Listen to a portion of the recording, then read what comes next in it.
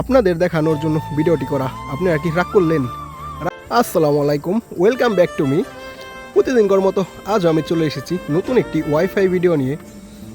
আমাদের এইখানে অনেক বড় একটি প্রবলেম হয় লাইনটিতে। পরে লাইনটি আমরা মেরামত করার জন্য চঙ্গদে আমি উঠে পড়ি। এখানে লোপটি ছেড়ে দিব, লোপটি নিচে ছেড়ে দিয়ে তারপর লাইনটি আমাদের লেজার বাড়ে।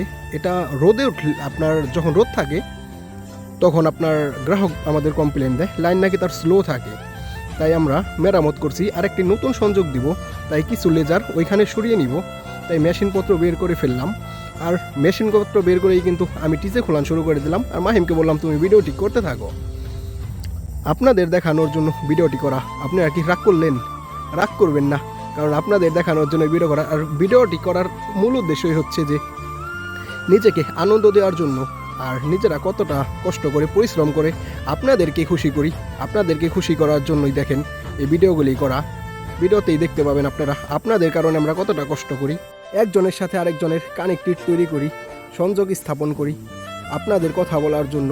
অনেকে আছে বাহিরে কথা বলে, দেশে কথা বলে। ইন্টারনেট কিন্তু অনেক গুরুত্বপূর্ণ একটি জিনিস, এটি কিন্তু সবারই প্রয়োজন হয়। আর আমরা কিন্তু কাজটি শেষ করে ফেললাম। কাজটি শেষ করে কিন্তু আবার এখান থেকে অন্য জায়গায় চলে যাচ্ছি, সেখানেও কিছু কাজ করা লাগবে।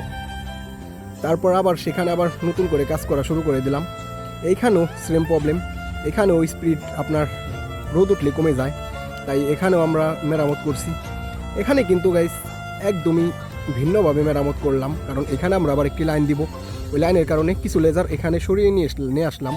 লাইনটি সরিয়ে নিয়ে আসার কারণে কিন্তু এখানে যে লাইনটি আমরা দিব সেই লাইনটি কিন্তু ভালোভাবে চলবে। আর আমাদের যে প্রবলেমটি ছিল উত্তর আলালপুরে, এটি কিন্তু সমাধান হয়ে গেল আজকে। এটি সমাধান করার কারণেই কিন্তু আমাদের অনেক পরিশ্রম করা লাগছে এই রোদের ভিতরে।